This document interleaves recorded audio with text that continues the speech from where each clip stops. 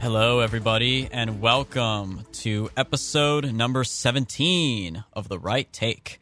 I'm Eric Lendrum. I'm Jacob Grandstaff. And, I'm going to go ahead and just preview this episode for you guys this particular week, just to kind of set this up. This episode is going to have a lot of anger on my part. I'm going to really let some thoughts fly, quite unlike past episodes, quite like I've never let my thoughts fly before on this show.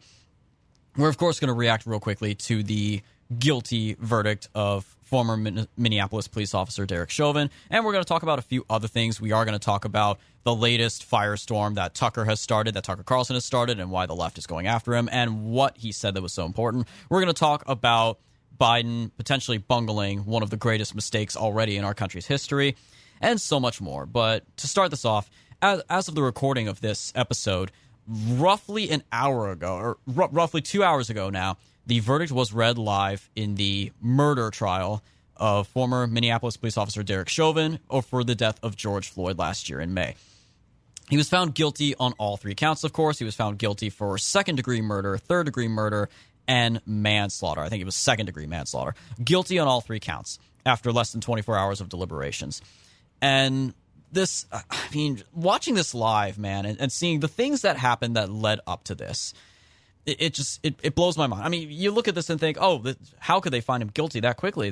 When the evidence that came out was so dubious, not the least of which was the autopsy report confirming that Floyd died of a fentanyl overdose. He did not die of suffocation or asphyxiation or anything along those lines.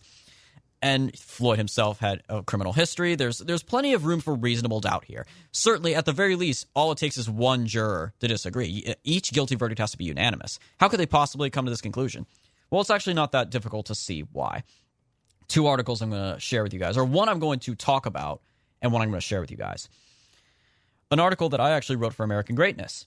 BLM terrorists, because that's what they are, they're far-left domestic terrorists, went to go vandalize the home in California of a defense witness who testified on behalf of Derek Chauvin, and in the process vandalized the wrong one. Barry Broad, a former training officer with the Santa Rosa Police Department, testified during the defense of Derek Chauvin, who, among other things, he concluded that from his review of the evidence, Chauvin's use of his knee to restrain Floyd was justified and that he was, quote, acting with objective reasonableness following Minneapolis PD policy and current standards of law enforcement in his interactions with Mr. Floyd. So for the crime of testifying in defense of Derek Chauvin, BLM terrorists dressed in all black went to his home in Santa Rosa early that Saturday morning, this most recent Saturday, and they threw a severed pig's head onto the front porch. They seem to be able to kill quite a few pigs to get these pig heads from around these various protests. Because from what I know, these are real pig heads, by the way, real dead animal heads. And they splashed blood on the front of the building. Police were called to the house at about 3 a.m. by the homeowners who were not Mr. Broad. He actually does not live there anymore. So they vandalized the wrong house. But of course they didn't care. They didn't care at all. They vandalized the wrong house. And another article, we're actually not going to post this link in the description of our video because we don't want to partake in this, which is blatant doxing. But a friend of ours actually pointed this out to us, that local affiliate WCCO CBS 4 in Minnesota, yesterday, April 19th, the day before the verdict was read, posted an article giving descriptions of each of the 12 jurors and their numbers. They didn't give their names, but they gave their race. 6 of them were white, 6 were black. They gave their general age groups. They described their occupations. They even described some of their illnesses. They described one juror, I'm only going to go this far. They said one juror had diabetes. They went that far to talk about medical health issues, to talk about direct traits of each individual juror without giving their names, which is basically doxing. You're basically doxing in everything except their name. This was posted the day before the verdict. So you really wonder why it happened so quickly and how they unanimously, on all three counts, all 12 of them came to guilty verdicts. This is why. As far as I'm concerned, this is the death of the American judicial system, and this only has implications for other cases. So already they're going to move on with their anger. I believe they will riot tonight regardless, because they're kind of like, they're like Eagles fans. They riot even when they win. It won't be as bad as it was last year, but there will be riots. But they'll move right along. They'll move on to the Daunte Wright case. They'll demand that cop be found guilty of 5 counts of murder. Kyle Rittenhouse, the kid who defended himself from Antifa and BLM terrorists last year and actually killed 2 of them because they tried to kill him. One of them actually had a gun and tried to kill him, and he killed, and by the way, you could argue he kind of cleaned up the streets a little bit. One of them was a pedophile and the other was a former burglar. And the video evidence clearly shows it was self-defense. They attacked him. They swung a skateboard at his head. One of them pulled a gun on him, and he shot and killed them in self-defense. They're going to throw the book at him. He's going to be convicted of every single count, probably. He's going to get life in jail, as Derek Chauvin, Officer Chauvin, most likely will. This isn't justice anymore. This is mob rule. And the only thing you got to ask yourself at this point is, where do we go from here? Where does this lead? What is the eventual final end goal here of those mobs and those who have unleashed the mobs? And that, of course, is a very open-ended question. We will address it when we eventually get to our main topic for this episode. But this is just a day that almost takes the fight out of you completely. I'm not giving up completely just yet. I'm not black-pilled. I really don't like taking the black pill like so many of my friends have, but it's not looking good, guys. It's not looking good. Jacob, what do you say on this? Well, the initial video is what most people go on. That's all they know about the case. Most people didn't watch the trial. If you watch of course, they broadcast the trial live in the interest, in public interest, because it was such a high-profile trial. But if you went and you watched the YouTube streams, you're looking at 6,000, 7,000 viewers. Sometimes it might hit 8,000. Most people didn't watch any of the trial. They relied on the news media to tell them what was going on in the trial. And, of course, the news media was looking for a guilty verdict from the very start. That was obvious. They considered Chauvin guilty. They wanted him convicted on all 3 counts. And so anyone, just your average casual observer, back whenever this happened, they saw the initial streamers, the stream videos that showed Chauvin kneeling, what appeared to be kneeling on Floyd's neck. And so their initial reaction was horror that this police officer would kneel on this guy's neck for 8 or 9 minutes. And then they see the outrage, see the riots, and so their reaction is, okay, well, a lot of this is justified. I don't agree with some of the more radical rioting. And then you jump forward to the trial. They're not watching the trial. They're like, well, why are we even having this discussion? Why are we even having a trial? It was all on film. We saw this police officer kneel and strangle this guy to death by kneeling on his neck. Let's just convict him and get it over with so we can move on. So when they hear that he was found guilty on all 3 counts, it's not that much of a surprise. In fact, it's a matter of relief to your average low information, low IQ person who doesn't really take the effort, the extra step to judge the facts based on what they are, and they just listen to what the news media tells them. So initially, whenever I saw the video, of course, like most people, I was thinking, okay, well, this is an obvious incident of police brutality. This person needs to be fired. They need to be charged with manslaughter, possibly murder. But then the body cam footage from 2 of the officers was leaked. And it wasn't leaked until a couple of months after Chauvin had knelt on George Floyd, until a month after the worst of the rioting was over. And it was leaked, I believe, by the Daily Mail. And so I watched the videos posted on YouTube, still available now. And it told a completely different story than the initial narrative that was presented after we all saw Chauvin kneeling on George Floyd's back or his neck. That it may not have even been his neck. It may have been his shoulder blade. Right. It was all a matter of angle at that point. Exactly, yeah. And he moved his knee, and this was something that was pointed out in the trial. Chauvin moved his knee around on George Floyd several times. So at one point it may have been on the neck, one point on the back, one point on the shoulder. But in the body cam footage, it was very obvious that, first of all, there was nothing racial about this. Secondly, Chauvin was clearly not trying to hurt George Floyd, especially not trying to kill him. He saw Floyd. Floyd was being, he was not getting in the car like they wanted him to get into the car. He was not sitting in the car like they wanted him to do. He kept complaining about the fact that he couldn't breathe, that he was claustrophobic. So he asked to be pulled out of the car. So they pulled him out of the car. They put him on the ground. He lied down on the ground, and then they kept him subdued on the ground until the ambulance arrived, which was 8 to 9 minutes. So during that time, Floyd did ask to be let up. He asked to be allowed to stand. He continued to say that he couldn't breathe. He started saying that he was dying. But from the police officer's perspective, he was saying this stuff in the car. Like, he was already saying this stuff in the car and claiming he was claustrophobic. And you got to remember, they deal with people all the time that come up with excuses for why they don't want to go to jail. And Floyd had already said, I can't go to jail. He had already repeated this over and over again. So from their perspective, this guy's probably just saying stuff to avoid going to jail, being charged for this counterfeit $20 bill. So, and then in the training that and Chauvin's attorney actually showed that in the training they were taught to kneel on the person who is exhibiting this behavior the same way that Chauvin did. So from my perspective, Chauvin was simply following his training to, by the book. Now, arguably, you could say that he should have recognized, okay, he shouldn't have been robotic about it. He shouldn't have thought, okay, I've got to follow my training in this particular instance. He should have recognized that Floyd needed to sit up, needed to stand up. And by that count, you could make a valid argument that George Floyd would not have died, even with all the fentanyl in the system, that he would not have died if he had not had that encounter with the police. And by that argument, you could make a reasonable argument that Chauvin deserves to be convicted of manslaughter. But to convict him of murder, unless you already have a bias going into it and you didn't watch the trial, you didn't watch the body cam footage. Honestly, you don't even need to watch the trial. Just watch the body cam footage. And it tells everything you need to know about what happened. And in fact, there was body cam footage that I didn't see that wasn't posted to YouTube that was showed during the trial. A bystander went up and confronted Chauvin about what he did. He told him that what he did was wrong. He shouldn't have knelt on George Floyd. And Chauvin explained why he did it. He said, well, you got a big guy who's obviously on something. You've got to try to restrain them the best you can. And it was obvious he wasn't trying to hurt him, wasn't trying to kill him. It was just a matter of him following his police training.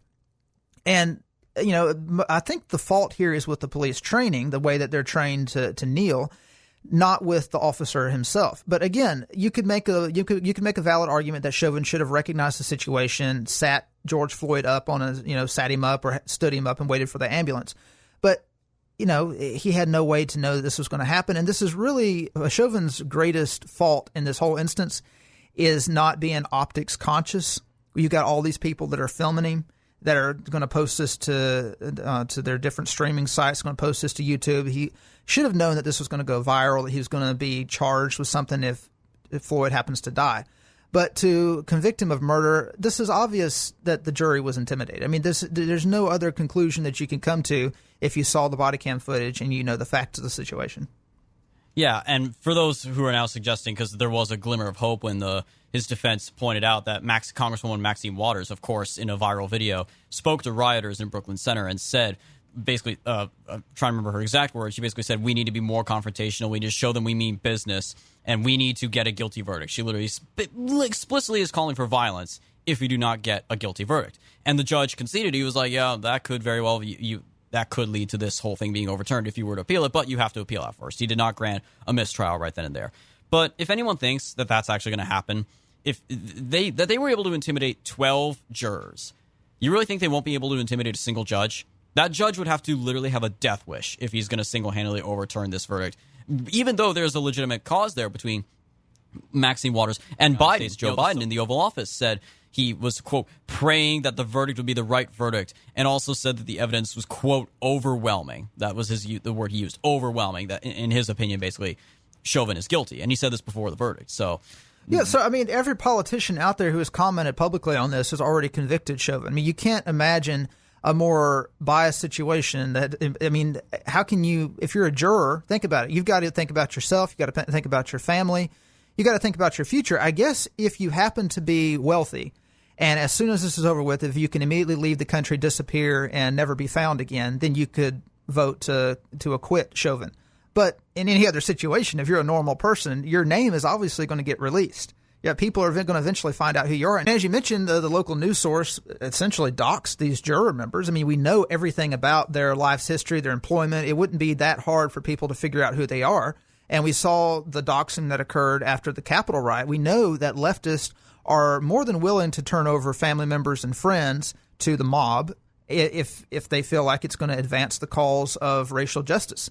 So in this environment, in this climate, how can you not quickly produce a guilty verdict? It wasn't surprising. I had guessed they were going to go 2 for 3 and that Chauvin was going to get life in prison eventually.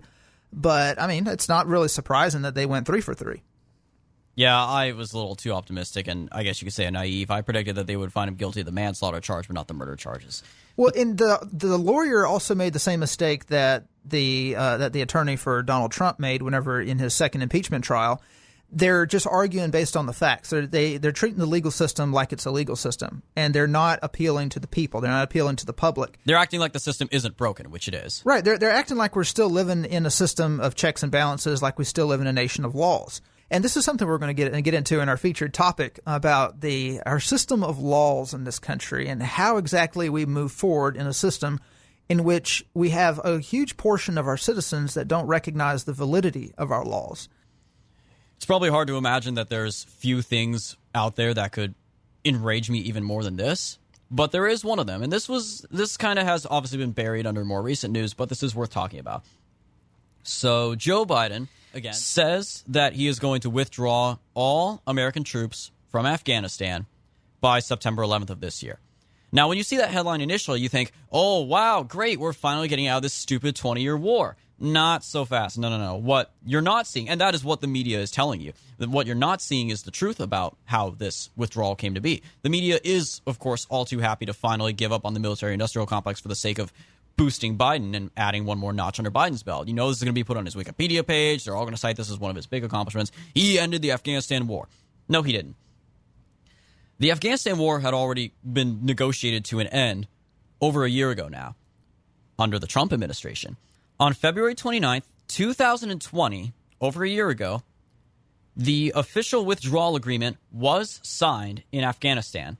It's called the Agreement for Bringing Peace to Afghanistan, and it was signed between representatives of the Afghan government and the Taliban, overseen, of course, by the United States, which at the time was led by President Donald J. Trump.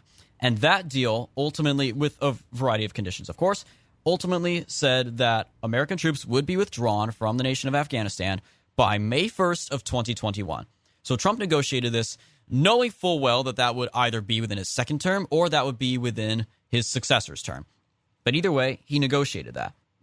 So then Biden comes along. And of course, you didn't hear about that in the media. I guarantee you did not hear that in the mainstream media. You didn't hear that Trump negotiated the final withdrawal deal from the longest war in American history, a war that is now almost 20 years old.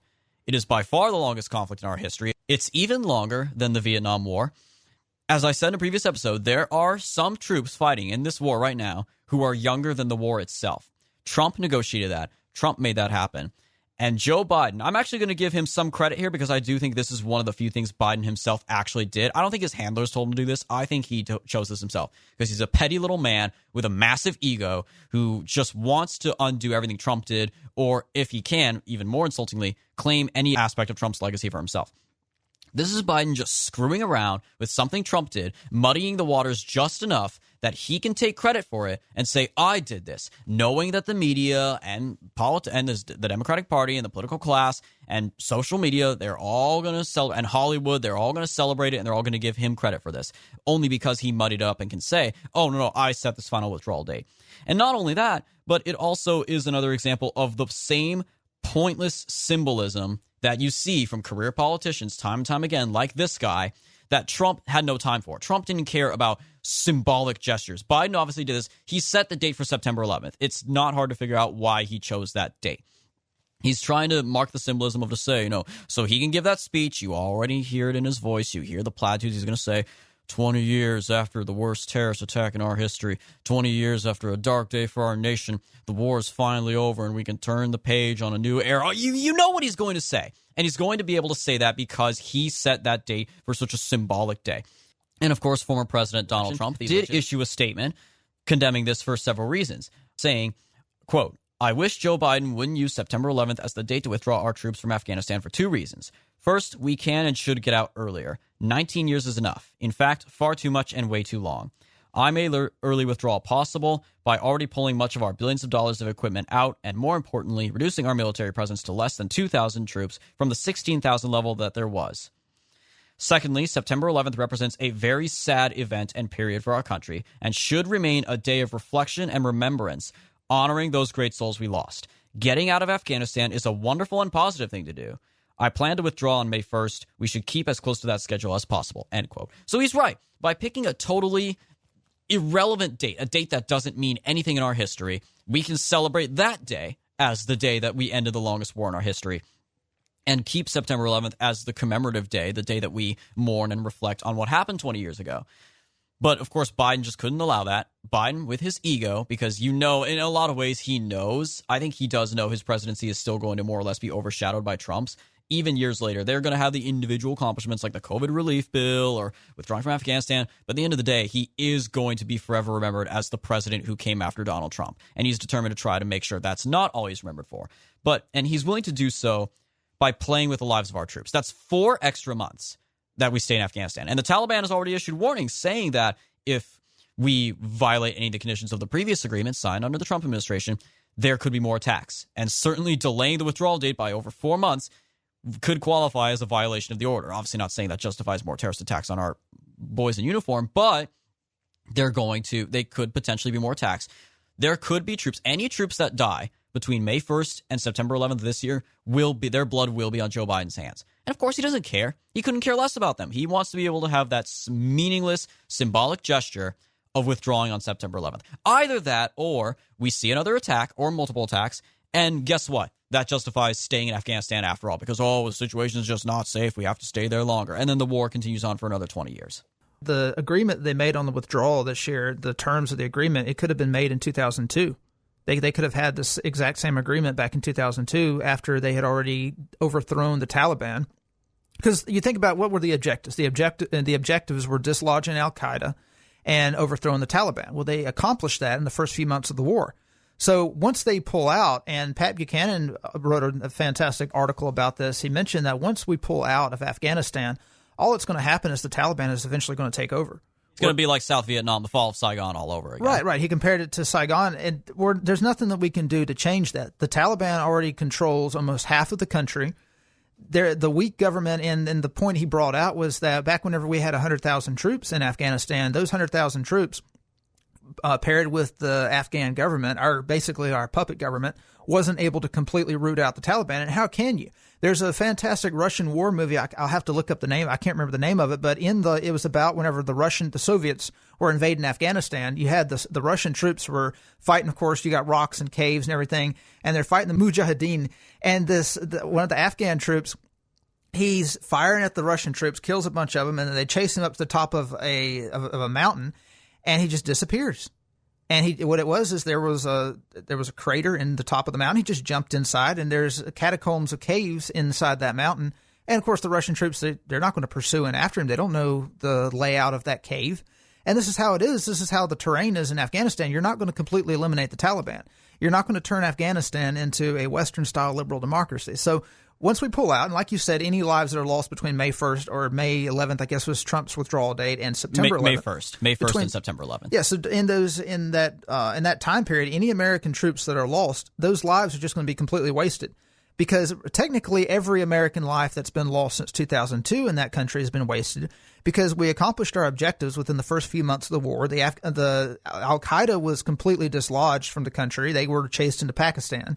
And we made strategic attacks on al-Qaeda and other countries outside of Afghanistan. Our mission in Afghanistan was done. So every American life that was lost in Afghanistan didn't accomplish anything for our country. It really didn't accomplish anything for the country of Afghanistan because in 5 years from now, after we pull out, the Taliban is going to be back in charge. And another thing is there was a report that came out, I believe it was the beginning of last year or the end of 2019, that showed just the wasteful spending that was done in Afghanistan. We had trucks that were running nonstop. We're just continually burning fuel in Afghanistan. So technically, our troops could be prepared if they needed to make a quick getaway or whatever. According to the U.S. Department of Defense, this is from BBC, according to the U.S. Department of Defense, the total military expenditure in Afghanistan from October 2001 until September 2019 was $778 billion. That's about our entire military budget for 1 year. So in the course of the Afghan war, we spent an entire year's military budget just on Afghanistan. Of course, that doesn't count our occupation of Iraq and other countries. And I mean, our national debt is like 25 trillion at this point. I mean, we don't have this kind of money to be spending on Afghanistan. But interestingly enough, it's funny. Liz Cheney is still complaining about the withdrawal. She's pulling out the whole, we're letting the enemy know when we're withdrawing. We're all the same old tropes that the Republican war hawks have always run with the wars in the Middle East. But yeah, I mean, I'm glad we're getting out, but it's about 19 years too late.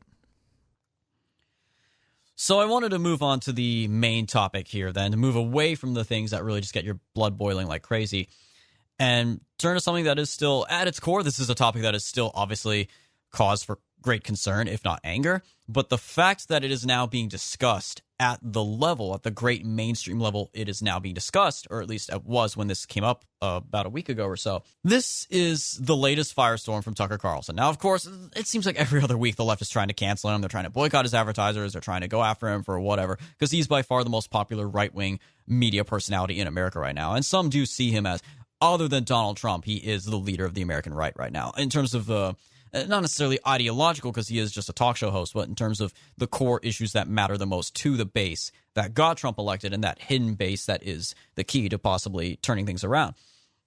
So this is first Tucker replaying a clip from an appearance he had on Mark Stein's show. Mark Stein was guest hosting the 7 p.m. slot on Fox News last Thursday.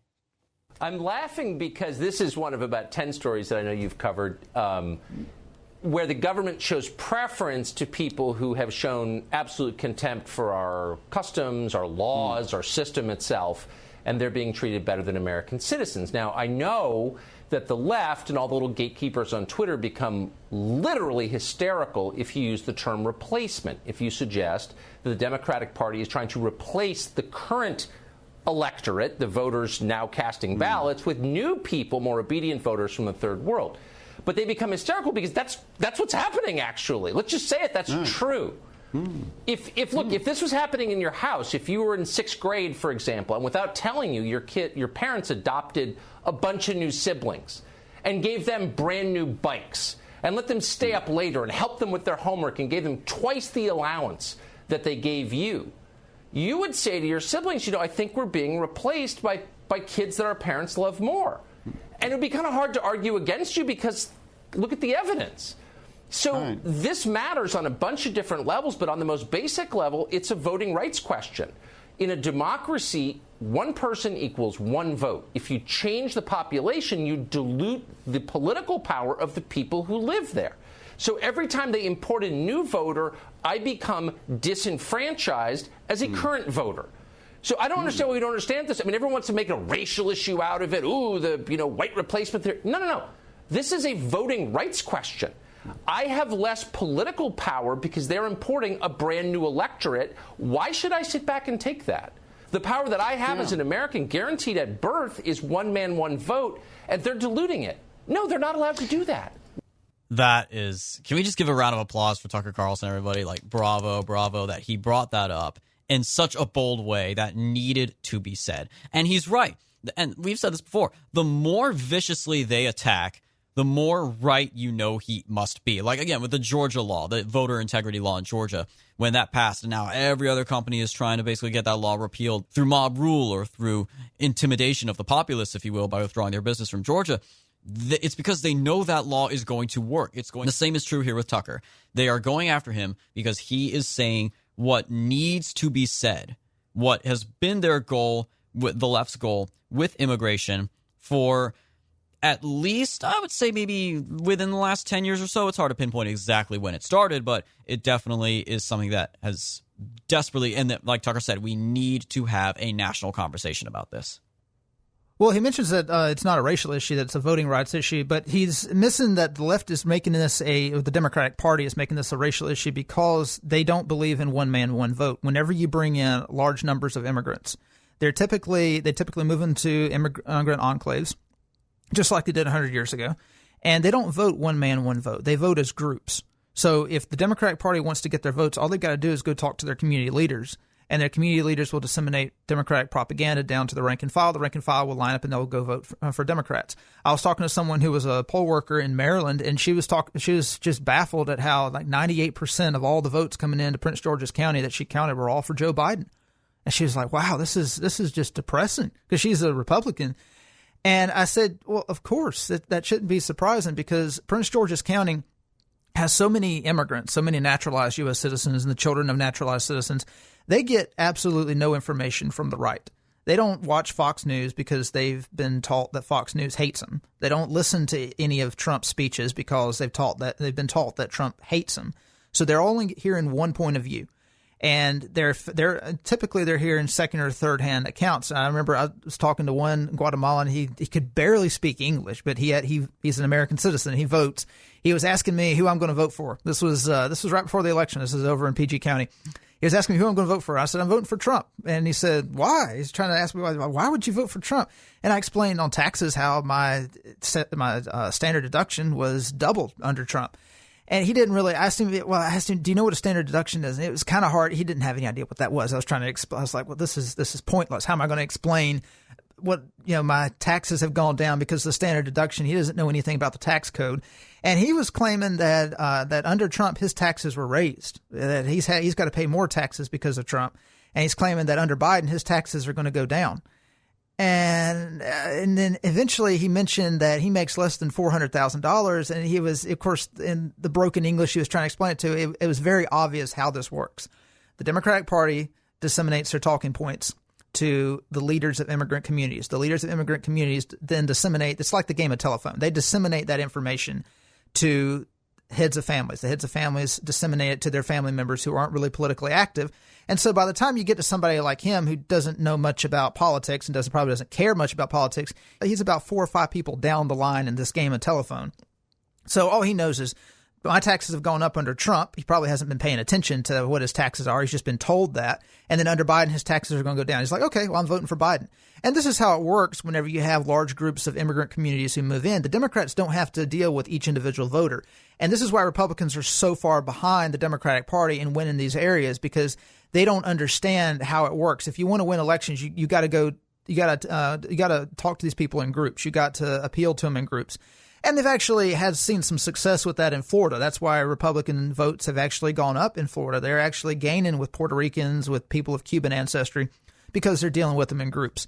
And this is the way the democracy in America works. Whenever you don't have people who vote based on their individual needs, they vote based on their group needs, on their ethnicity's needs. They vote based on the identity that's been shoved down their throat. And to that previous point, that Tucker obviously is very hesitant. He's quick to say, oh, this isn't a racial thing.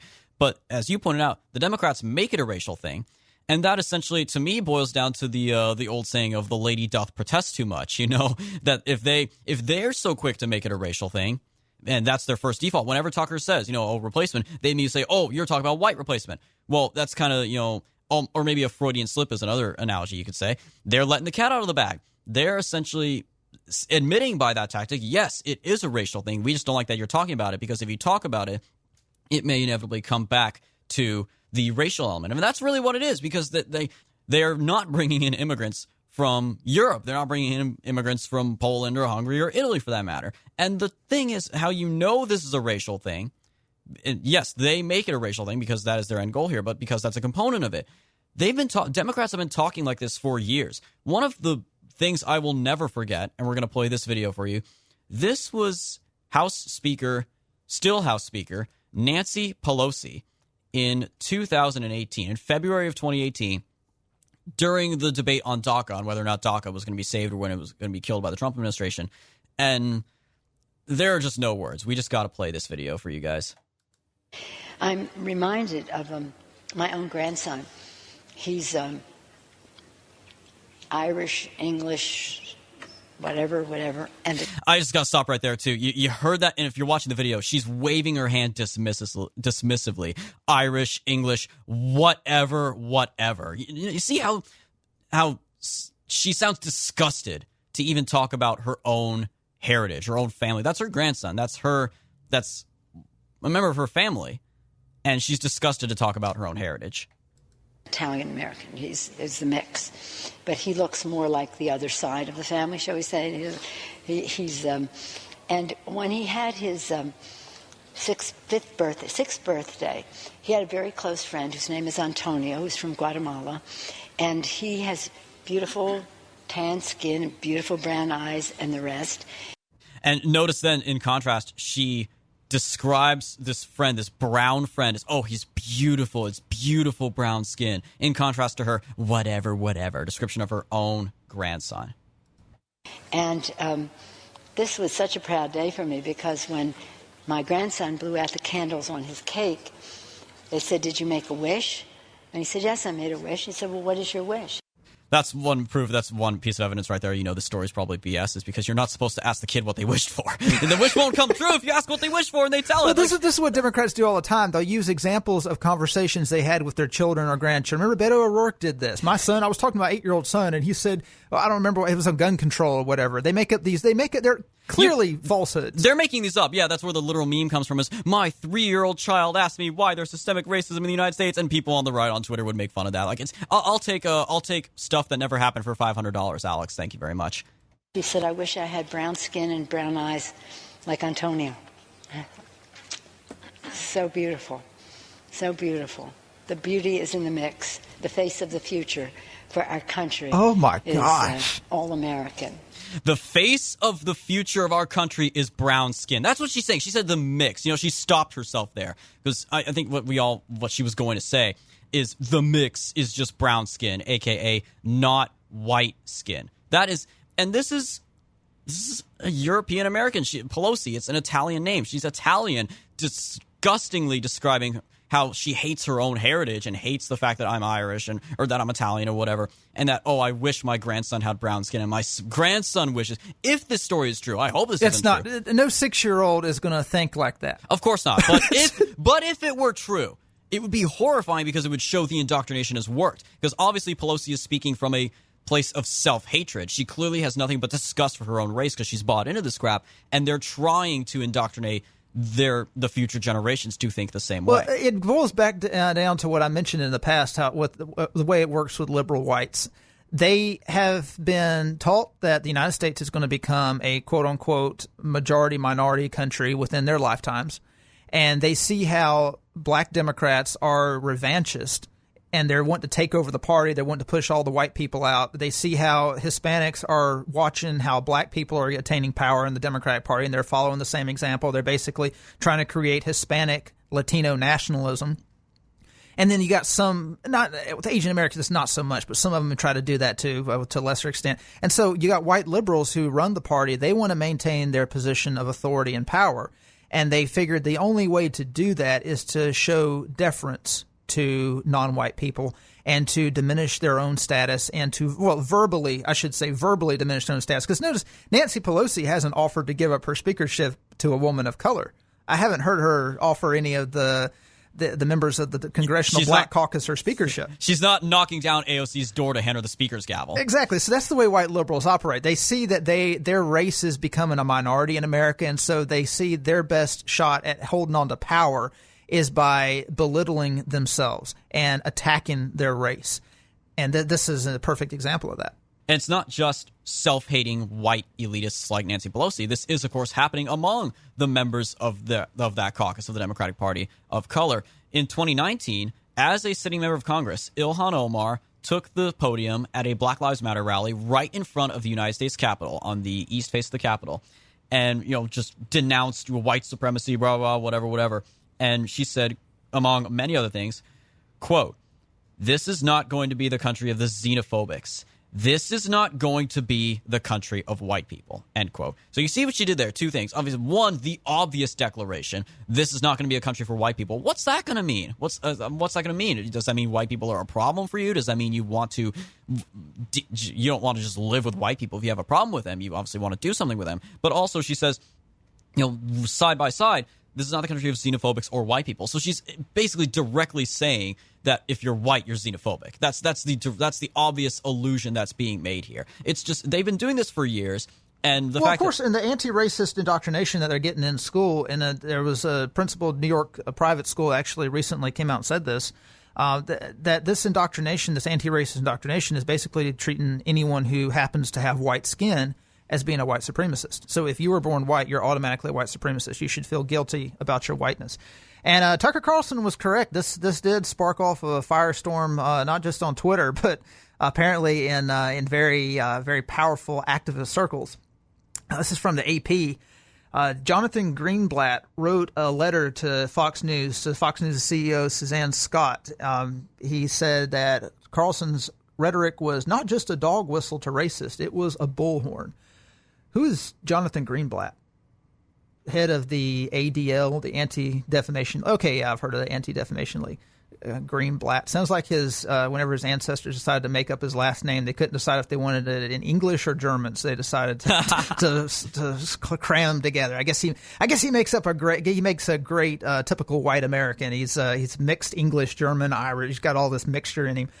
So anyway, he goes on. He claims that the white nationalist Great Replacement theory, otherwise known as white genocide, says that people of color are replacing white people through immigration in the Western world. So he claims, quotes the Southern Poverty Law Center. He says the white nationalist Great Replacement theory, otherwise known as white genocide, says people of color are replacing white people through immigration in the Western world, according to the Southern Poverty Law Center. Some white supremacists also say that Jews and progressive politicians are furthering this change. Okay, so they claim that this is a theory. This Great Replacement theory. It's a conspiracy theory. And if you look it up, if you look at the Wikipedia article, their article for this idea is called, quote, white genocide conspiracy theory.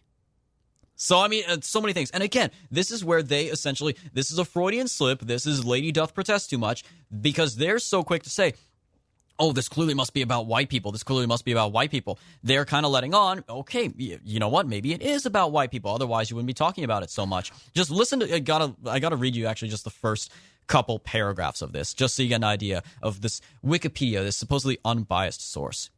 Quote, the white genocide, white extinction, or white replacement conspiracy theory is a white supremacist belief that there is a deliberate plot, often blamed on Jews, to promote miscegenation, interracial marriage, mass non-white immigration, racial integration, low fertility rates, abortion, governmental land confiscation from whites, organized violence, and eliminationism in white-founded countries in order to cause the extinction of whites through forced assimilation and violent genocide.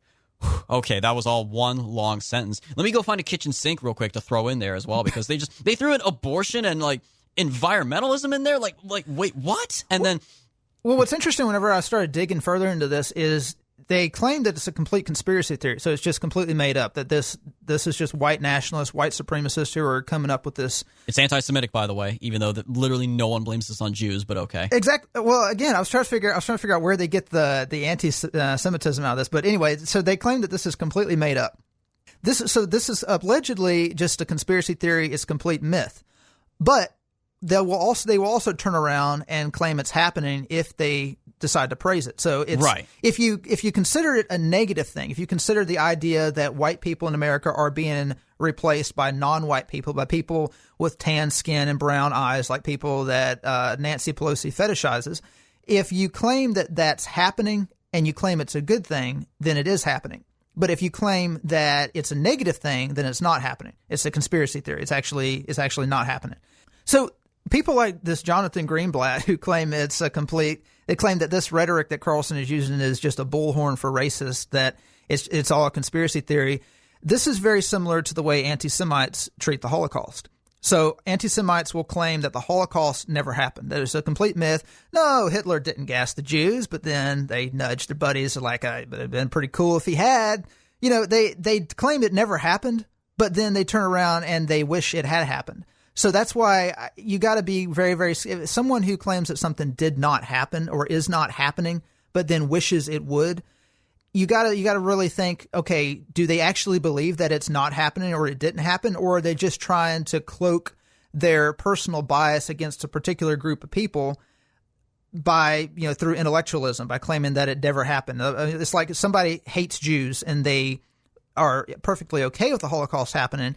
They can't claim that the Holocaust happened and then provoke anti-Jewish sentiment, because people are naturally going to be very sympathetic toward the Jews if they know that there were 6 million Jews who died in the Holocaust. So they try to erase the fact that the Holocaust happened. They've got to tell people and convince people that it's a complete myth. It's completely made up by Jews to create sympathy for Jews. And it's the same way with this anti-replacement so-called myth. If you can convince people that white people are not being purposefully replaced, then it's much easier to gin up anti-white hatred. Whereas if people look around, they're like, well, wait a minute, the government seems to be very biased against white people and people of European descent. I mean, you got the Speaker of the House of Representatives claiming that she's happy her grandson wishes that he weren't white, and claiming that the future face of America is brown. This is kind of weird that the government, people in high positions of authority, are taking this position. But if you convince people that no, all this is a conspiracy theory, but whenever you can say, no, this is all a conspiracy theory, that white people are not being replaced, then it's much easier to take an anti-white position. So in a way, people like Jonathan Greenblatt, who are claiming it's a conspiracy theory, they're acting like anti-Semites. Yeah, and going back to the Wikipedia article, there was actually everything you actually summarized there with those who say, like, they talk out of both sides of their mouth. They say it's a great thing when it's supposedly it's not happening, but it would be a great thing if it was. There's, of course, this page has generated a lot of discussion, shall we say, and there are multiple archives of the talk page, which is where you can go on Wikipedia and see the various discussions that have happened between editors to discuss, ways to improve the page ostensibly. You go to and we'll include links to all this in the description below, the fourth archive page. There's a section titled, quote, "The conclusion that white genocide is a myth cannot be drawn from these references." And it lists the references. Because there's in that intro I listed for you guys, there's a million references after like each and every kitchen sink item just to back up, oh, this is how they blame abortion, this is how they blame Jews. And I'm just like, okay. And shout out to this one user. I don't even know if this user is still active anymore. Filter, opossum, whatever. You gotta love Wikipedia usernames sometimes. He says, quote, "Anti-white sources to prove that white genocide is a myth. Why not quote the Turkish government to prove that the Armenian genocide never happened while you're at it?" And yeah, that's a good point. Exactly. And he later goes on in that same thread to say, "This article mixes several different claims into one unified grand conspiracy theory. On one hand, people simply stating facts about demography projections and their discontent with it are taken as proponents of the theory, and at other points in the article, the theory is described as a plot by some group to intentionally cause the extinction of white people. Will a speech by Joe Biden be sufficient for some of the claims at least?" And he then goes on to link this video from 2016 of then Vice President Joe Biden. And this video is still up miraculously. It's not a dead link yet. Not only our Muslim communities, but African communities, Asian communities, Hispanic communities, and the wave still continues. It's not going to stop, nor should we want it to stop. As a matter of fact, it's one of the things I think we can be most proud of. So there's a second thing in that black box, an unrelenting stream of immigration, nonstop. Folks like me who were Caucasian of European descent, for the first time in 2017, will be in an absolute minority in the United States of America. Absolute minority. Fewer than 50% of the people in America from then and on will be white European stock. That's not a bad thing. That's a source of our strength.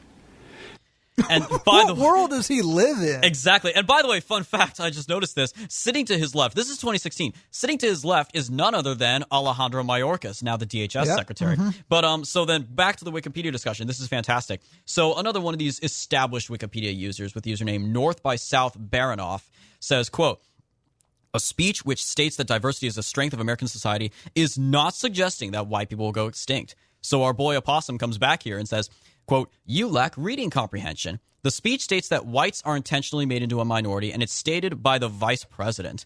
Numerous examples are listed as proponents of the conspiracy theory for stating the same thing with a disapproving instead of an approving tone." To which North by South responds, quote, "If that's what you took away from the speech, it's evident that your views on cultural, ethnic, and racial diversity are outside the mainstream. That your fringe beliefs are not reflected in this article is a feature of Wikipedia, not a bug." To which the section then ends with Opossum concluding, saying, quote, "If Joe Biden had dropped the not in that's not a bad thing, he would be in this article as promoting the conspiracy theory." Yep. And it's true. And you got to notice, too, the way that smugness, that arrogance and condescension with which all Wikipedia users talk like this. There's these self-righteous keyboard warriors, these fat neckbeards in their basements who edit Wikipedia nonstop because they have no day jobs. These people talk as if there's no possibility in any parallel universes that they are wrong. And I remember seeing this a while ago. I wish I had screenshotted this or saved the link. There was a talk page, as another talk page for either the Trump article, the article on Donald Trump himself, or something Trump related, where one user pointed out and said, could this article be any more biased? Could we at least get some sources and references in here to provide the other side so there's balance? To which another one of these established users said something along the lines of, roughly paraphrasing here, our purpose is not to represent both sides and have balance. Our goal is to reflect what the mainstream media says. That was what they said. Because, of course, legitimate sources, verifiable sources like Vice or, CNN, Pink News. MSNBC. Yeah, exactly. But Fox and Breitbart is too much. So this is what they do. They immediately just rush to self-confirmation that, this is a conspiracy theory because it's just a circle of all these sources saying it's a conspiracy theory. And yeah, like you said, if they talk about it positively, it's a good thing. It's diversity is our strength. But if you talk about it negatively, no, it's a conspiracy theory. They're eating their cake and having it too. So in this Wikipedia article, they spend a significant amount of time on Renaud Camus. He's a French philosopher who wrote 2 books about. He's allegedly, I guess, like the godfather of this replacement theory, the major thought initiator of this in modern day thought. And his works became extremely popular among right wing parties in Europe, became popular among right wing personalities in the United States, as well as Canada.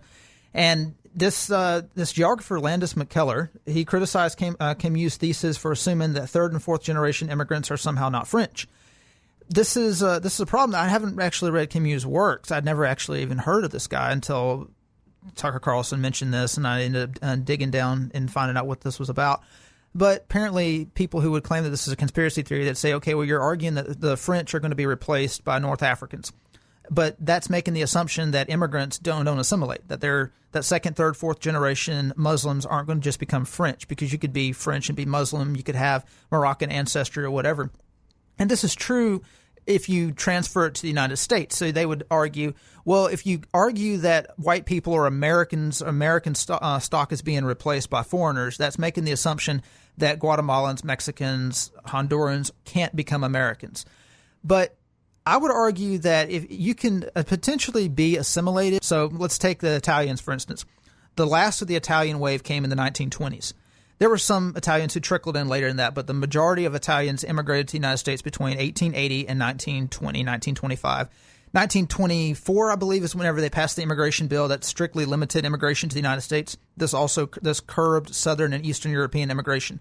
So those 1st, 2nd, 3rd generation Italians were looked at as Italians by their fellow Americans. They identified as Italian. But if you encounter Americans of Italian ancestry today, most of them are just considered white. They see themselves as white. Other Americans see themselves as white.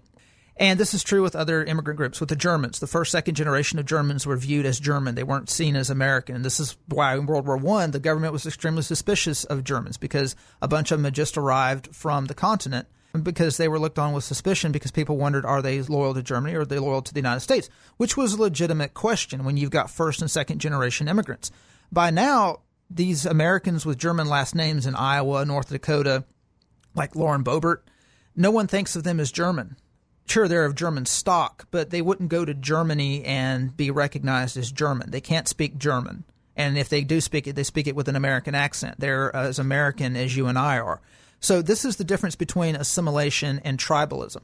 What people who claim that Americans are being replaced by foreigners, and the argument that Tucker Carlson is making, isn't that foreigners can't assimilate eventually, or that their descendants can't assimilate into the nation that they move to. They're arguing that groups of foreigners are moving here into ethnic enclaves. They're being used by the Democratic Party. They're being taken advantage of, rather, by the Democratic Party to vote in blocks for Democrats for strict electoral purposes. When Pelosi argues that it's a good thing that we're inviting non-white peoples to the United States, when Joe Biden brags that the United States is bringing non-white peoples to the United States and that this is something to be celebrated, what they're celebrating is the continuance of Democratic power, because they see by bringing in groups of immigrants into ethnic enclaves, they can use them as voting blocks for their coalition. And this is why the criticism that this is just a conspiracy theory, because it's essentially arguing that future generations of immigrants can't assimilate, doesn't hold water. Ideally, we want immigrants to assimilate, but they can't assimilate if they're continually surrounded by their fellow ethnics. If you have if you have 5 Italians that move to your community, their children are going to be Americans. They're not going to be Italians. They're going to raise their children to speak English. They're going to raise their children to assimilate, because they want their children to succeed. They want their children to be looked at as Americans and to fit in. They don't want their children to be looked at as different. If you have 5,000 Italians move to a community, they're not going to want their children to assimilate. They're not going to want their children to forget Italian and forget their Italian heritage and be looked at as just Americans, because they are going to look around and they go to the barber shop, the barber speaks Italian. They go to the grocery store, everyone's speaking Italian. They're basically living in a little Italy. They've got an ethnic enclave, and they're like, well, why do we want to become Americans? We're Italian. We're very proud of our heritage and our ethnicity, and we're going to hold on to our Italian ancestry. We want to pass it on to future generations. That is what no American should encourage. That is what no American should want, because what that creates is a tribalistic society in which you have groups of people living in separate neighborhoods.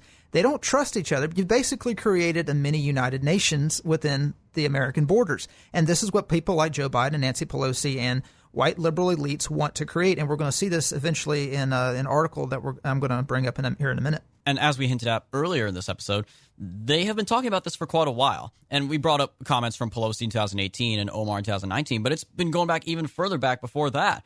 This is from Voice of America, the government-funded media organization that released this video in 2008, titled, quote, "Minorities will become the majority by 2042.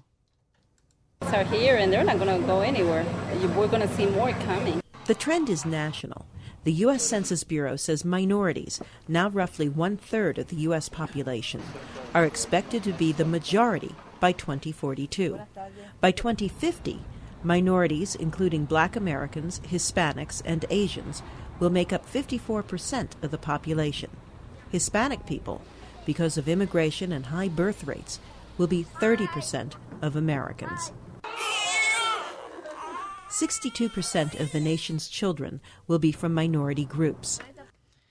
And again, you've got to ask, okay, so what? What's the so what? What's the punchline? What's the point of talking about this so obsessively? And again, we didn't want it to have to be about race. We said this in the last episode. We don't like having to talk about race, but they are forcing it to this point by shoving race down our throats every other day, to the point where now, this was 2008. Here we are, last year, if those of you who don't remember, Nickelodeon, the kids channel, the channel that airs shows like SpongeBob, had an 8-minute and 46-second period where it was dead black. It was supposed to be both during show and commercials, and it was just black on the screen for 8 minutes and 46 seconds with the words "I can't breathe" to symbolize, supposedly how long Officer Chauvin's knee was supposedly on George Floyd's neck, even though it actually wasn't. And this is, and little kids were seeing this, and there were stories of like little kids scared, like, "Mommy, what's happening? Why is this on TV? Is there someone dying and trying to send a message on TV? Like, what's happening here?" They have no idea what's going on.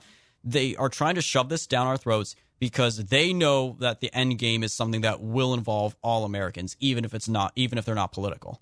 Well, and if you watch this video, you think, okay, well, like you said, so what? Why is this? Why are they making a segment about this on Voice of America? I mean, we've always had immigrants come here. It's not a big deal. Why are they talking about this? But if you listen to the average conservative, this is really why this is happening, because we don't have a real American right. There is no real right wing in this country, because conservatives are essentially just neoliberals who like the military. That's really all they are. They're just a bunch of neoliberals who like spending a bunch of money on the military. And the average conservative would look at this and say, okay, that's wonderful. We got people coming into this country because America is so wonderful and so great. People from all over the world are wanting to come into this country and build a better life for themselves and their families. They're going to grow up to be great Americans. And because they believe in the freedom of America, they believe in our ideas, they believe in what the founding fathers believed in. And right. America is just so great because we have people from all over the world that want to come here and live here. But what do these people actually think about the people who already live here? Let's listen. That's a big thing now. White people getting scared. We got black president. Mexicans coming over here in truckloads.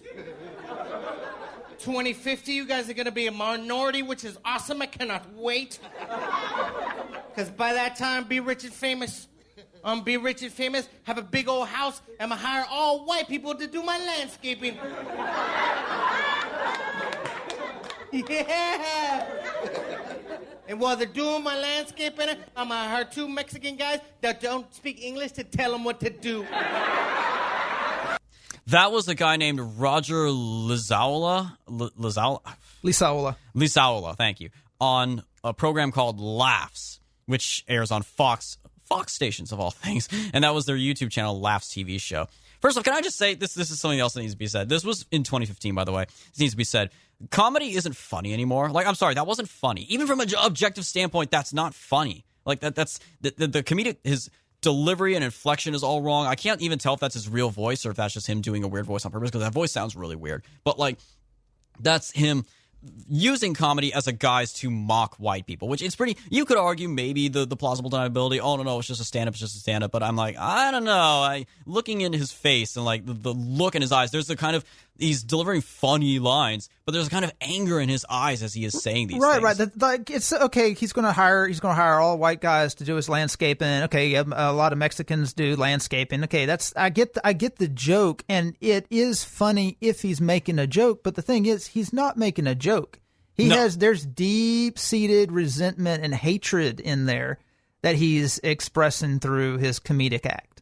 It's funny on the surface level, but if he really didn't dislike white people or didn't resent white people, I don't think he'd be making the joke. That's just the impression that I get. Especially considering that, even more terrifying that is the audience laughing. I'm trying to imagine there probably are quite a few white people in the audience who are laughing at that joke. Well, they're not like Nancy Pelosi and Joe Biden and all these rich white people who send their kids to be indoctrinated in this stuff, because they look at the way things are going and they're like, okay, this is a freight train that's running over American society and culture right now. This isn't going to be stopped. So if we want to preserve our wealth and our influence, we need to act like the guilty whites. We need to become the punching bag for all of these non-white people who want to beat up white people. And they'll let us keep our power and influence if we do that. Or alternatively, it's those who genuinely deep down might be against this and are inwardly thinking, okay, wait a minute, I'm not okay with this. This is not right. But they know they can't dare speak up and say anything like that, because then they get completely ostracized and get, severed pigs' heads thrown on their porches before they even know it. So is this a conspiracy theory? Well, like I mentioned earlier, just like with anti-Semites who claim they don't believe in the Holocaust, they will try to convince you that the Holocaust never existed, but then they'll secretly and even sometimes explicitly say that they wish it had existed. So with the people who claim that this great replacement theory is allegedly a myth, you'll see them turn around and celebrate this alleged myth while it's happening and applaud the fact that it's happening. This is from Michelle Goldberg in the New York Times. This article was written October 29th, 2018. This was during the Georgia gubernatorial race between Stacey Abrams and Brian Kemp. And she says, right now, America is tearing itself apart as an embittered white conservative minority clings to power, terrified at being swamped by a new multiracial polyglot majority. The divide feels especially stark in Georgia, where the midterm election is a battle between Trumpist reaction and the multicultural America whose emergence the right is trying at all costs to forestall. If only. I wish the right was trying to forestall that. I mean, so far the right doesn't even seem to be willing to throw, as they say, dog whistles. I mean, Tucker Carlson's monologue is kind of an exception. We don't really see the right doing much to push back against this. But she goes on. Abrams' goal, talking about Stacey Abrams, is to put together a coalition of African American and other minority voters and white liberals. The potential is there. Georgia is less than 53% non-Hispanic white. Georgia is a blue state if everybody votes, deposed Porter, chairman of the Democratic Party of Georgia, told me. Her opponent, the Georgia Secretary of State Brian Kemp, ahead by a couple of percentage points in the polls, doesn't want to see that happen. Well, I wish that Brian Kemp would actually come out and say that he doesn't want to see that happen, but maybe Georgia would actually still have 2 Republican senators if they would have actually come out and said that they don't want to see that happen. But she goes on, Kemp is the candidate of aggrieved whiteness. Yeah, right. All right, sure. During the primary, he ran an ad boasting that he drives a big truck just in case I need to round up criminal illegals and take them home myself. How is that a matter of aggrieved whiteness? I mean, I've heard plenty of black people talk about how they don't want illegal immigrants coming here taking their jobs. That doesn't really have anything to do with whiteness. That's just a matter of national, no country wants that. I guarantee you, if a bunch of white Americans were to flood into Mexico illegally, the Mexicans would want to round them up in a truck and take them back to Texas. That doesn't have anything to do with whiteness. And once again, they make everything about race, and to the point that you have to ask, okay, why do they keep obsessively making it about race? Exactly. They claim that white Americans are obsessed about not becoming a minority. That this is a fear that entrenched white political interests don't want to see white people become a minority. But most white people don't even talk about this stuff. They're the ones who keep bringing it up. So you've got to ask yourself, are they trying to make white people a minority? And whenever they talk about it, I mean, the only answer is yes. I mean, you hear Nancy Pelosi, she claims that her grandson wishes he weren't white. You hear Joe Biden claiming that his people who look like him of European stock, they will be a minority, and that's a good thing. We should celebrate that. That will make America a better country. So America isn't a good country because the majority hails from Europe. That's what he's implying. And then we see authors who basically explicitly endorse the idea of making white people a minority. And this is what this author, Michelle Goldberg, does at the end of this article. She says, but the forces of democracy are rising too. In Georgia's highly diverse 7th District, Carolyn Bourdeaux, part of the wave of women inspired to run for office by revulsion at Trump, is challenging Representative Rob Whittle, Republican. Bourdeaux said the 7th, a majority-minority district with immigrants from all over the world, has been on the front lines of voter suppression. Of course, because they've got to show ID, show that they're not an illegal alien to vote, then that's voter suppression. Also got to love, they called it the forces of democracy. Whenever they win, it's a massive win for democracy. They have to throw those buzzwords in to sound cute and universal. So, but if you read between the lines, she's claiming that the forces of democracy are rising because, and she immediately goes into a minority-majority district in Georgia. So the implication from that is that we don't have democracy as long as white people are a majority. I mean, think about that. You can't have democracy if white people are a majority in any district. So in order to bring democracy, you have to increase the percentage of non-whites so everyone is a minority. And this ties into their view of democracy, and this is something the Republican Party still hasn't picked up on. When they talk about democracy, they're not talking about one man, one vote. They're talking about one group, one vote. They're also talking about kind of retroactively making amends for previous eras in which some people didn't have the vote. So essentially, we deserve more voting rights because we didn't have them back then. Well, I mean, yeah, that's true. But the way that they want to get those more voting rights is by bringing in more groups of people so they can corral the groups behind their candidates. Because American white people are still operating under the assumption, just like I mentioned earlier, they're still operating under the assumption that we have an unbiased judicial system, that we have the rule of law in this country. Not after today. We still have democracy in this country. But the reason why the right can't seem to win anything is because they will use the same language as the left. They're like, yeah, I support democracy. And the left says, yes, I support democracy. But their definition of democracy is completely different. Because according to Goldberg's definition of democracy, you obviously can't have democracy if you have a majority white congressional district. So she concludes the article by saying, in a week, American voters can do to white nationalists what they fear the most: show them they're being replaced. So hold on. So we went from, all white people to just white nationalists? Wait a second. So apparently whites are white nationalists. So they can show white nationalists that they can show them what they fear the most, show them that they're being replaced. So remember, on the one hand, it's a conspiracy theory. It doesn't exist. But then on the other hand, it's pwning them. We get the last laugh, losers. Right. But so they're claiming that white nationalists are putting forward this conspiracy theory that their people are being replaced.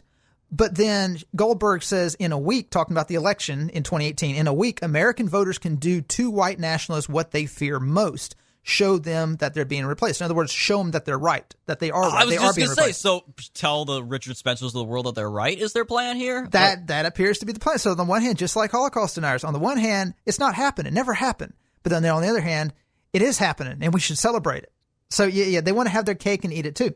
But remember that New York Times article after the Virginia State House flipped blue in 2019? It was entitled "How Voters Turned Virginia from Deep Red to Solid Blue." And it was talking about how the Northern Virginia area we've had a lot more non-white voters become American citizens. A lot of immigrants from non-white countries have moved to Northern Virginia, and now they're voting Democrat, and that's the reason why Virginia is turning blue.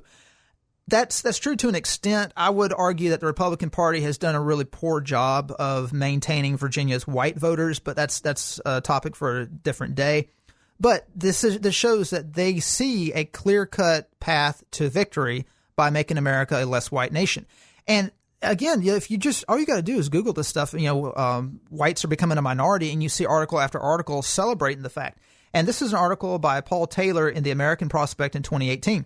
It's entitled, "They're a Blue Tidal Wave If They Vote." That's the title. The subtitle is, "Today's teens are likely to be even more progressive than the millennials who voted in 2018, but will they show up?" So, for reference, Paul Taylor is a boomer liberal. He's a liberal boomer who is interested in America becoming a more progressive nation, a more left-wing nation. He wants to see the Democratic Party become left-wing and continue to win elections and gain a permanent majority. So he opens the article by talking about how a lot of teens aren't interested in voting. They're not interested in democracy. And he's talking about how the samples he's talking about are in New York City and Washington, D.C. It talks about one school that he spoke at where it was all black and Hispanic kids. So halfway through the article, he's talking about this girl named Chloe. He says, Chloe weighed in softly. Quote, my mom says every vote counts. She says the reason we got Trump is that too many people didn't vote, and everything he's done since he got elected has been racist. If we get someone new, maybe things will get better.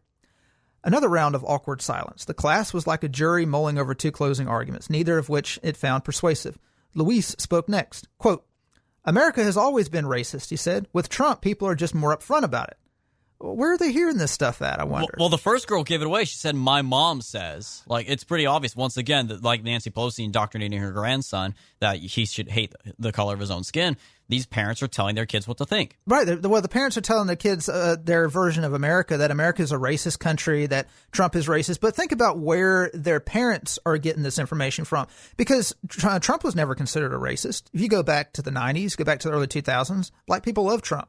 Snoop Dogg, Dennis Rodman, they all loved him. Yeah, Trump was an icon in the black community. They saw him as that was the big thing back in the 90s. Like with rappers, they wanted to flash their wealth and everything. And Trump was like their role model, because Trump has always been like that, in that he wanted to flash his wealth. He wanted to show everyone he was rich. He never tried to hide it.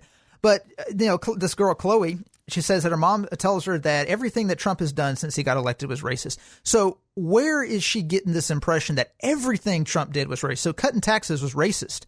Everything that Trump did since he got elected was racist. Well, she's obviously getting that from the pundits who go on MSNBC and CNN.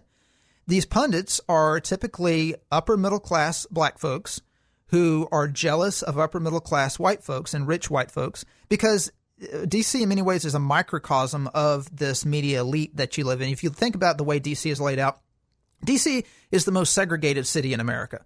If you go to the east side of the Anacostia River, there's a few nice upper middle class black neighborhoods. Those upper middle class black neighborhoods are not on par with the upper middle class white neighborhoods on the west side of D.C. And what you have is a black upper middle class elite that is jealous of the white upper middle class elite, and feel like if they were white, they would have more money than what they do now. They have more power, more prestige.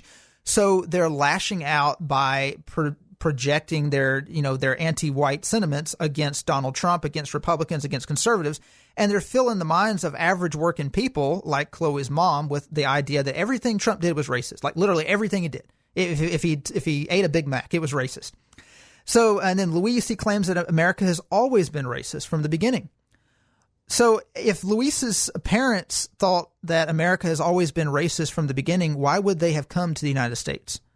Why would Hispanic immigrants come to a country that hates them? Why would they come to a country that is filled with racists? I would argue that they don't believe that his parents and grandparents or whoever his ancestors were who immigrated here didn't believe that America was racist when they came. In fact, they probably still don't believe that it's racist.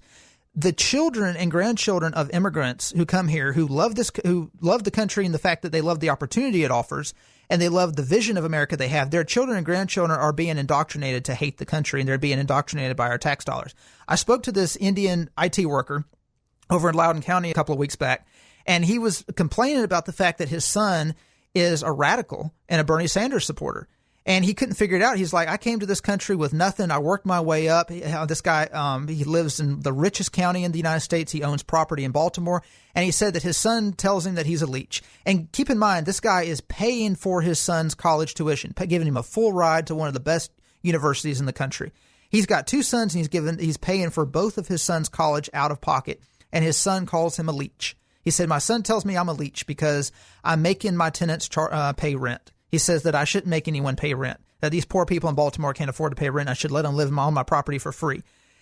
Their rent is paying for that kid to go to college, so he can be indoctrinated in college to hate his father for making these tenants pay rent.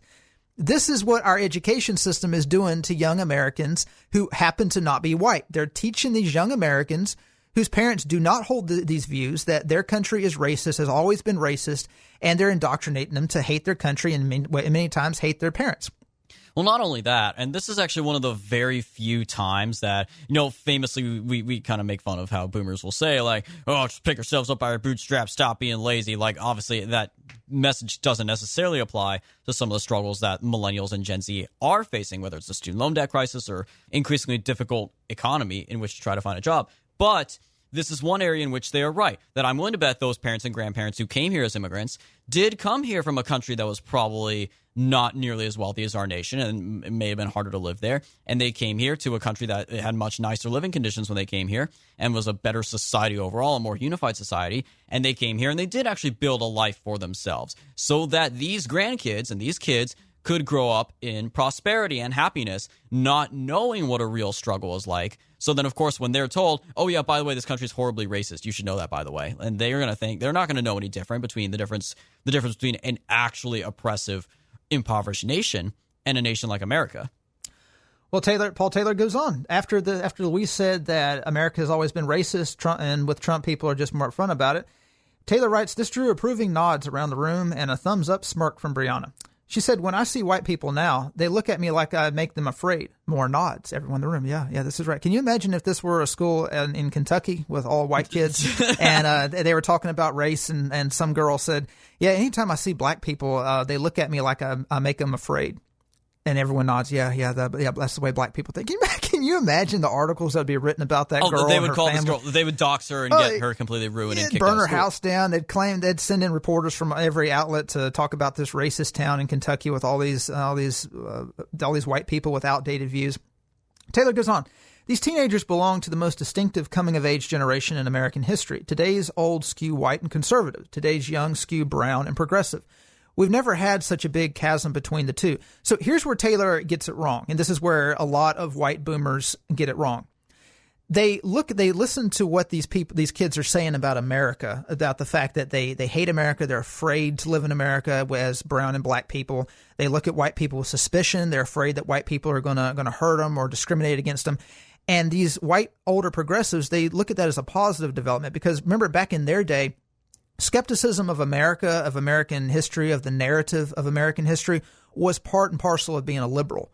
By questioning America's founding, by not worshiping America's heroes, that was being liberal. What they don't understand is this is something else. This isn't progressive politics. These kids aren't progressive. Like part of being a progressive is you want to see progress. That means economic progress. You want increased government spending on stuff like, like mass transit. Those are progressive policies. Social to help bring up social like programs that help the working poor, that help everybody in society. That's part of the progressive platform. What these kids are talking, the way these kids are talking, this isn't progressivism. This is regression to tribalism. This is ethno-nationalism. All these different groups, they've all got their own ethnic. They've all got, and he's going to talk about this later. They've all got their own ethnic tribal loyalties, and it's not loyalty to a progressive ideal. He says, for a liberal boomer like myself, there's much to admire about the young, their passion for social justice, their empathy for the underdog, their celebration of racial and gender diversity, their respect for rules, their penchant for collaboration. Respect for rules. Well, tell that to the rioters last year. Well, none of the this, rules that were respected. Well, none of what he's mentioning here is alluded to by anything that these students say. So he says their passion for social justice. Well, if you listen to what they say, social justice, that just means redistribution from white people to them, just taking from white people and giving it to them. That's not social justice. Again, every time they say justice, know that it really means vengeance. It's not justice. It's about payback. Their empathy for the underdog. Well, what about poor white people? The people in Oakland, this Oakland City Council, if you remember, they passed a law recently that gave $50,000 to anyone, it gave monthly checks, so UBI, to anyone making less than $50,000. White people excluded. So if you make less than $50,000 in Oakland, California, you happen to be white, you don't get a monthly check. But if you identify as non-white, then you do get a monthly check. I wonder if they're very empathetic to these poor white folks and these young people who view white people like this. I wonder if they're very empathetic to the poor white folks of Oakland, California. Their celebration of racial and gender diversity. Well, I mean, I would argue that they're more interested in that because they see that's just basically what the progressives push, and they see progressives as keeping conservative racists at bay. Their respect for rules, like you said, they don't respect rules. Rules were created by white people. Their penchant for collaboration. They don't have any penchant for collaboration. They're interested in their own narrow ethnic goals. He says, but there are troubling signs too, a victim mentality. Well, who's producing that victim mentality? It's the white progressives. An intolerance of viewpoint diversity. Well, of course, if you view white people as racist, why would you respect their viewpoint? A distrust of institutions. Of course, those institutions were created by white people. A wariness about human nature, an aversion to risk, a cynicism about the whole American experiment. And here's the problem. The United States is not an experiment. The United States is a country with people, actual people who are Americans, who think of themselves as Americans. Not people who think of themselves as English, Irish, Italian mutts, but people who think of themselves as ethnically American. I don't know who my ancestors were. I don't care who my ancestors were. I don't care what area of the country, of the world they came from, or what those countries are called today, or what languages they speak today. I couldn't care less. I'm an American, period. Plain vanilla American. But that's not the view that these progressives have of the United States. They view the United States as an island. So imagine if you had a bunch of people from around the world and they decided we're going to go create a utopia. So they decide to go inhabit an uninhabited island. Or if you want to look at it the way progressives look at it, there are native inhabitants of that island. So they decide to go kill off all the native inhabitants and build their utopia on the island. So all these people go build their utopia to start an experiment. That's the way they view America. They don't view it as a country, as a real country. They just view it as an experiment. So he's most concerned that these young people don't have faith. They're cynical about the American experiment. And this is what we see with Joe Biden. This is what we see with the Democrats right now. This is why they put so much stock in the Chauvin trial. They see a conviction of Chauvin as a way for them to validate the American experiment, because they see all these non-whites who are coming here from other countries, and they see the skepticism they have of the United States as a whole. Many of them just want to completely undo the United States. On my way here tonight, there were a couple of people on the street with a bullhorn. This is after the conviction of Chauvin. They were yelling, "No justice in a racist system, no justice in a racist system." And it was one white guy and one black girl. They were on a corner. It's so funny because it's so funny. The outcast. Nobody else showed up to the party. Yeah, nobody else showed up to the party, and it's after work hours, so everyone's gone home. Hardly anybody is out there. They're standing on a street corner yelling in a bullhorn, "No justice in a racist system." I'm thinking, well, Chauvin got convicted. What do you mean there's no justice? This is what you wanted. Again, it's not justice, it's vengeance. It's vengeance. But also, remember, I don't know if you heard about that caucus, that supposed America First caucus that Marjorie Taylor Greene and a bunch of others started. Taylor Greene, Paul Gosar, and Matt Gaetz were allegedly going to start. So one of the objections to that was that it mentioned that we're based on Anglo-Saxon culture. That was one of their biggest. I was like, oh no, that's code word for white supremacy. So they object to Anglo-Saxon culture. But our laws are based on Anglo-Saxon common law. English common law is the basis of our legal system. So you can't reject Anglo-Saxon culture and then still keep Anglo-Saxon law. That's a contradiction. And eventually that's the goal. That's why they're saying no justice in a racist system, because our system of trial by jury, our system of checks and balances, our system of the rule of law, that is from the Anglo-Saxon tradition. Well, if they look at it, they say, well, I'm not Anglo-Saxon. Why should I be subject to Anglo-Saxon traditions and English common law if I'm not English? And they have a point. You can't reject Anglo-Saxon culture and still keep the Anglo-Saxon legal framework. So that's why Joe Biden and the Democrats were so keen on seeing a conviction on all three counts of Chauvin, because they want to try to prove to this rising majority of non-whites that, look, our system does work. This cop got convicted. You don't need to throw out the whole system of justice. It does work. For the first time, so Taylor goes on, for the first time ever, half of all Americans under the age of 20 are Hispanic, Black, Asian American, or mixed race. They're the mosaic created by a modern immigration wave that has brought more than 60 million newcomers here since 1965, nearly 9 in 10 of them non-white. Remember, this is just a conspiracy theory.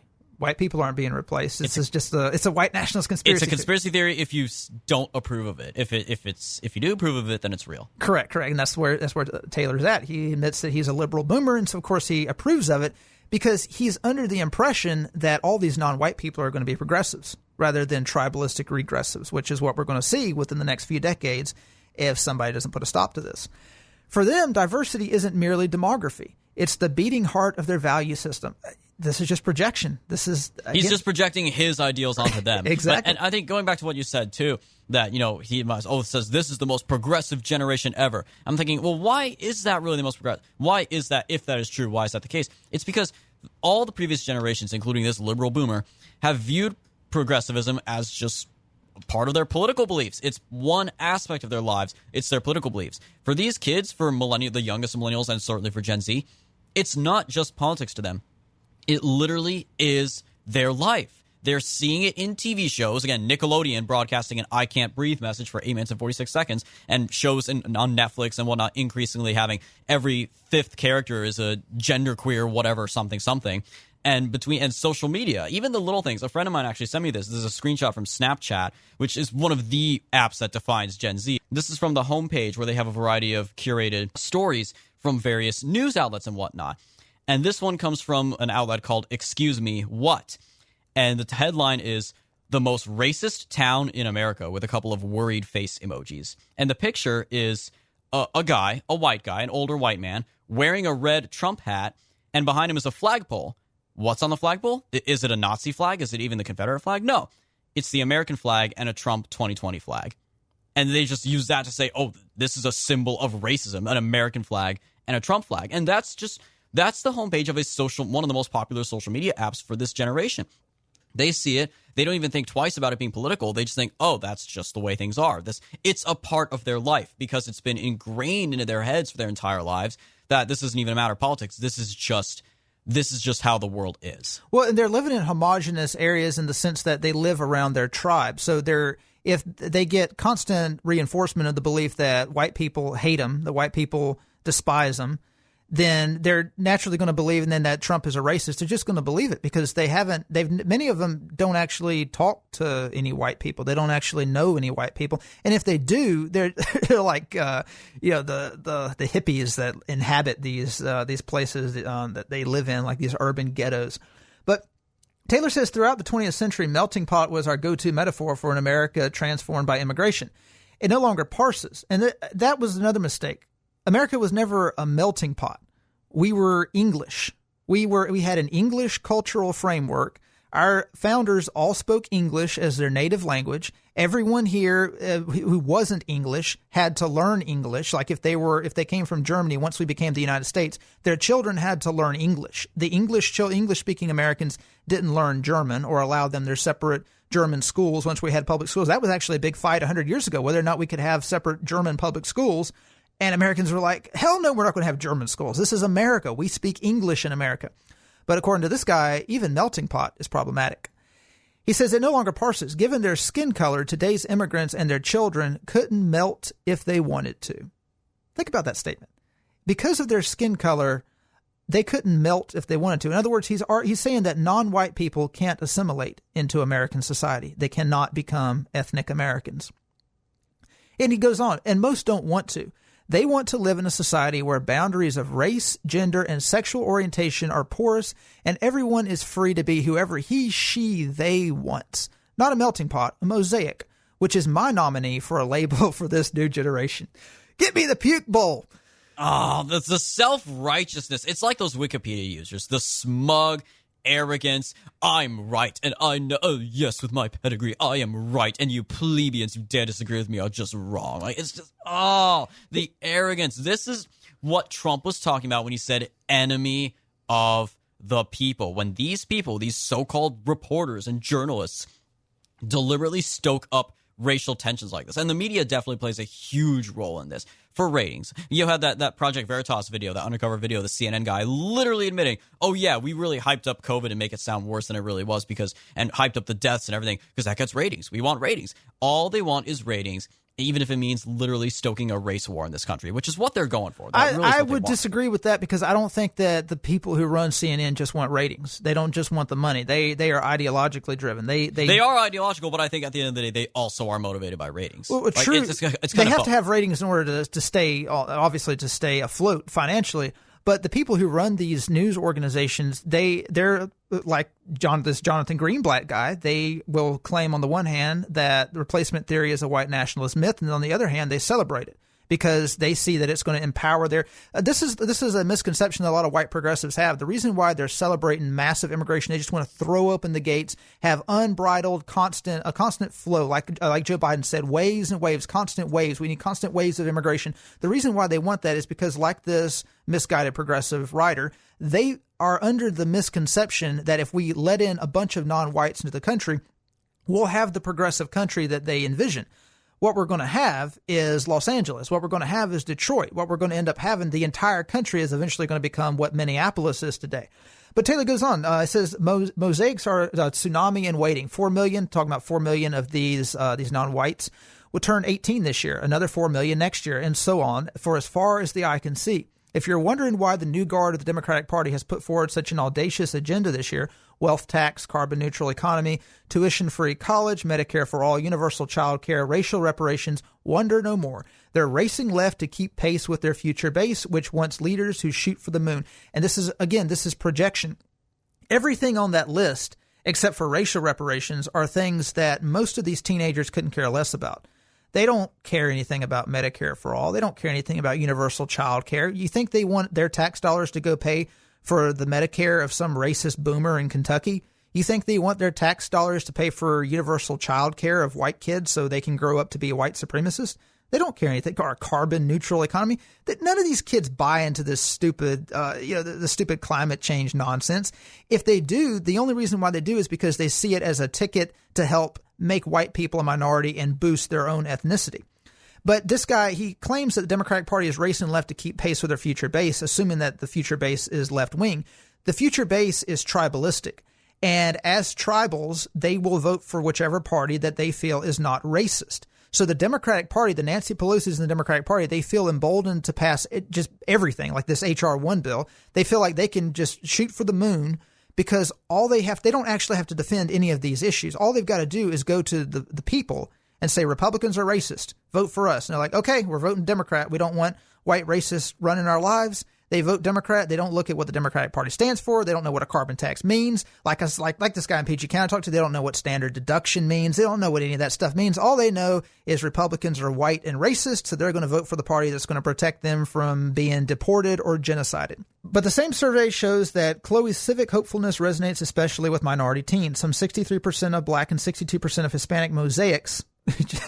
Wait, what? He calls them mosaics. Hold on, wait, what is that? That's not a typo? No, it's not a typo. He capitalizes mosaic, so he's going to call non-white teens mosaics. Yes, the most oppressed race in history, mosaics. Man, I see that mural on the wall when I walk by, and I just want to throw paint on it. Screw that mural. Screw that mosaic. I can just see these teens out in the streets holding up a fist. Mosaic pride. Mosaics go to the back of the bus. So he says that these mosaics say that ordinary citizens can do a lot to influence government in Washington, D.C. So remember, at first they were saying they don't vote, they're not interested in politics, or at least this girl Chloe was saying, because the government, she was, at first at the beginning of the article I didn't read, she's saying that, I take care of, if I'm going to pay rent or get a job, that's my responsibility, the government is going to do that for me. But notice he says that these students believe that ordinary citizens can do a lot, that 62% of these mosaics say that ordinary citizens can do a lot to influence the government in Washington, D.C. That's high, so that's a good thing, okay? Well, that means 62% of them will probably vote, which is kind of a little bit higher than what most Americans vote. He says it's a view that's shared by just 45% of white teens. So these white teens, only 45% of them. That's not surprising because teenagers typically aren't interested in politics. But notice the difference. Why are there so many more of these mosaics, as he calls them, that believe that ordinary people can change policy in Washington, D.C. as opposed to white teens? He says the survey question didn't ask about voting, so it doesn't specifically talk about voting. So it's possible these young respondents were thinking about the protest marches that have proliferated during the age of Trump. So this is key, and this is extremely dangerous to our country. A high number, almost 2/3 of these non-white teens believe that ordinary citizens can change things in Washington, D.C., but they're not thinking about voting. They're not thinking that ordinary citizens can change things by voting. They're thinking ordinary citizens can change things by marching on Washington, D.C. Think about the Democratic Party's mythology. They point back to the March on Washington in 1963 as the defining moment in our nation's history that changed things for the better. They point to the March for Our Lives. They point to the Black Lives Matter marches. This is how they view democracy. They're essentially admitting that it's all about mob rule. It's all about mob rule. Groups of people, groups of ethnicities organize their clan, their coalition, and they take to the streets and they march, sometimes peacefully, sometimes not so peacefully. But their presence in the streets is what causes change to happen in Washington, D.C. Not peacefully lobbying, not going and talking to legislators. So when you think about it, they're pointing to the so-called white nationalists, and they're saying white nationalists are afraid that white people are going to become a minority because they're racist, and they think that these non-white people are tribalistic, that they're not civilized, that they're going to destroy the country and make it into a third world country. But you think about it, how do third world people settle differences? They settle those differences in the streets. They settle it through civil wars. They'll have some of these countries in Africa, they'll have a civil war every 5 years. Like they'll just schedule a new civil war whenever they want change to happen. They don't actually go to the polls and vote and have a civil, go lobby their congressman and go talk to them in a civil manner. They just get in the street and riot. And then the politicians are like, hey, we want to keep our lives and property, so we're going to give in and do what they want. And this is the kind of democracy that they're bringing to America. This is their vision for America. This is what the Democratic Party wants, and they're very open about it. And the reason why they're charging full steam ahead is because Republicans are too stupid to catch on to what's happening. Republicans are still living in the past. In this instance, Democrats are correct that Republicans are living in the past. They're still living in the Cold War. They're not recognizing the danger at hand. And the danger at hand is very simply this. Democrats want America to be a country in which the individual does not matter. Groups matter. Groups of people matter. You don't have Americans. You have Italians, English, Irish, Pakistanis, Mexicans, African Americans, Native Americans. All these different groups exist in their own little world, and they all vote as groups in their group interests. And you have a coalition of different tribes, basically like the United Nations. They want to turn the United States, they want to transform it from a country into a mini United Nations. And they see the quickest way to get there is by making white people a minority and bringing in as many non-whites as they possibly can. After you examine the evidence, the only conclusion you can draw is that white replacement is real. It is not a conspiracy theory. It is not a myth. It is being pushed and encouraged by the Democratic Party, by the media establishment, by the academic establishment, and they're doing it because they see it as the elites, specifically the white elite. They see it as a step toward permanent rule for their class. All I can say really is to go back, because you said, they're focusing on tribalism. They're determined to turn all of their constituents into tribalistic groups based, of course, on race, because that is the one major difference, along with gender. I mean, of course, they believe you can change your gender, but realistically, race is one thing you can't change about yourself. So when you divide your society along lines that cannot be changed, there really is going to be no peaceful resolution to this conflict that they have created, this artificial conflict in our society. And I'm going back to what you said to wrap this up. You said that they are so smug about declaring that they want to prove white nationalists right, that they want to, hey, we can prove those stupid, Richard Spencers right by replacing them. Let's do the one thing they say is going to happen and prove their conspiracy theory to be true. That's my greatest fear with all of this, is that, again, we don't like talking about race, but we have no choice because they brought it to this point. One of the laws of physics, I believe, states that for every reaction, there is always an equal opposite reaction. The pendulum swing in politics, as it's known. Not necessarily that there may be a societal pendulum swing that America's going to swing right back to Trump in 2024, but all this is going to, when they spend all this time and this institutional power for years on end, drilling it into people's heads, especially kids. Oh, you are racist. This country's racist. You're racist because you're white. You should be embarrassed of yourself. You should apologize for your skin color. You should hate your ancestors. You should, grovel at our feet. You should wash our shoes on live national TV, wash our feet. All this is going to do is create a whole new generation, a whole new wave of reactionaries among white people, especially young white men, and you're going to create actual white nationalists. And that's not going to make the situation any better. But of course, they don't care because they're convinced that they will win in the end. So if you enjoyed this very in-depth episode, be sure to give us a like on all the various social media platforms where we post this. Give us a like on YouTube. Give us a like on BitChute and Rumble. Be sure to subscribe to us on those alternate video sharing platforms as well. Be sure to follow us on Gab and on Minds, and of course on Facebook as well. At The Right Take, you can find the full list of all the social media platforms where we are available at righttakepodcast.com/contact. So with that said, we will talk to you guys next week.